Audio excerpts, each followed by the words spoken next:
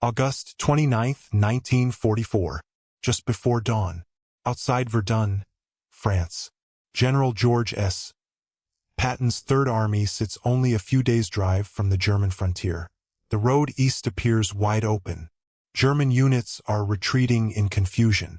Victory seems within reach. Then the engines begin to die. Sherman tanks stand motionless beside dusty French roads. Half-tracks are abandoned where they stop. Artillery crews count their last shells. Fuel gauges sink toward empty while thousands of American soldiers wait for orders that cannot be given. The greatest offensive since the Normandy breakout is no longer being stopped by German guns. It is being strangled by something far less dramatic. Gasoline. Across the front, German commanders struggle to understand the sudden silence. They know Allied air power dominates the skies and American factories seem limitless. Yet they believe they have finally discovered the one weakness that no amount of industrial production can solve: distance. Every mile Patton advances stretches his supply lines farther across a shattered France. Behind the front, another battle is beginning. It will not be fought with rifles or tanks. It will be fought by exhausted truck drivers, many barely out of training, driving day and night over dangerous roads under strict blackout conditions. Most have never faced enemy fire.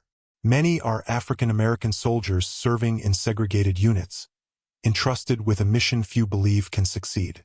Within days, their convoy will become one of the most extraordinary logistical operations of the Second World War. And the fate of Patton's advance will depend entirely on whether they can outrun time itself.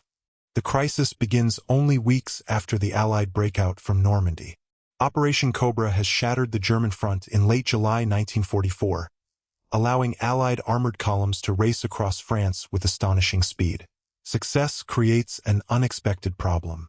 The faster Patton advances, the farther every gallon of fuel, every artillery shell, and every crate of rations must travel. The French railway network lies in ruins after months of Allied bombing. Ports capable of handling massive cargo remain either damaged or still under German control. Pipelines have not yet reached the rapidly moving front. Every solution takes time the Allies no longer possess.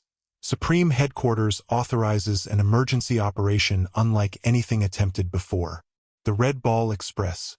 On August 25, 1944, thousands of trucks begin rolling along specially designated one-way routes stretching from the Normandy beaches toward the front. Military police guard intersections. Civilian traffic is banned. Convoys move around the clock with one simple rule: keep moving. The backbone of the operation quickly becomes the 2.5-ton GMC CCKW truck, the dependable Deuce and a half.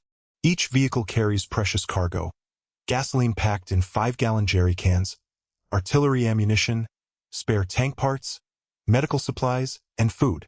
Mechanics work through the night repairing worn-out engines while replacement tires become almost as valuable as fuel itself. Many of the drivers belong to segregated African American transportation companies. Barred from most combat assignments, they now shoulder one of the war's most critical responsibilities. They sleep beside their trucks when they can sleep at all. Dust covers their uniforms by day, while rain and darkness transform the roads into dangerous ribbons of mud by night. German aircraft rarely appear, but danger never disappears. Luftwaffe fighters still launch occasional attacks. Hidden mines threaten narrow roads. Mechanical failures strand overloaded trucks. Fatigue becomes an enemy as deadly as artillery. Drivers consume coffee, cold rations, and sheer determination to remain awake through endless hours behind the wheel. Patton refuses to slow down. His armored spearheads continue pushing east, consuming astonishing quantities of gasoline. A single armored division can burn tens of thousands of gallons in a single day. Every delay risks surrendering the initiative to a retreating enemy desperately trying to establish a new defensive line. Inside German headquarters, reports become increasingly confusing. Intelligence officers expect American logistics to collapse completely. Instead, captured prisoners describe endless streams of trucks stretching to the horizon. Reconnaissance confirms highways packed with vehicles moving without pause, day and night. What appears impossible is happening in plain sight. At its peak, Nearly 6,000 trucks operate within the Red Ball Express system, hauling thousands of tons of supplies every day across occupied France. The convoy becomes a moving pipeline, replacing railroads and ports with horsepower and relentless human endurance.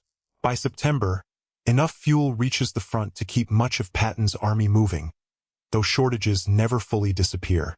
The German hope that logistics alone would halt the American advance begins to fade. They are no longer fighting only American soldiers. They are fighting an industrial system capable of improvising under extraordinary pressure. The Red Ball Express has transformed ordinary truck drivers into the lifeline of an entire army. By mid-November 1944, the Red Ball Express completes its mission.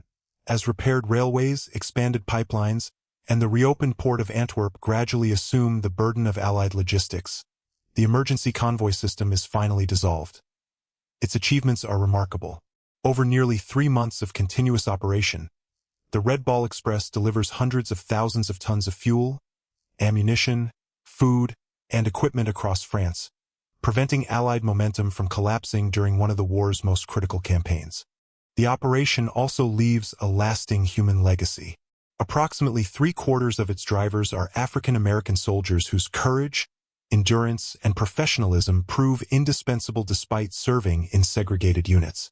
Their contribution, long overlooked, is now recognized by historians as one of the greatest logistical achievements of the Second World War. Military academies around the world still study the Red Ball Express as a reminder that wars are not won by firepower alone. Behind every advancing tank stands an unseen network of mechanics, engineers, dispatchers, and drivers who make victory possible. If you enjoyed this story of the hidden heroes who kept an army moving, consider liking the video, subscribing to the channel, and sharing your thoughts in the comments below.